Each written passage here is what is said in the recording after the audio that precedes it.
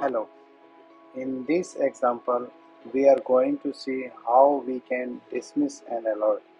So here we are opening page, clicking on JavaScript alerts link and clicking on button click for JS alert, and then alert appears and we are using dismiss alert method of a page.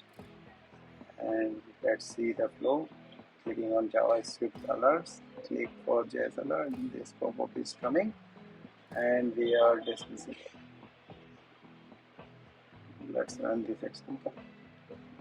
nRoBo key test method name test started running, and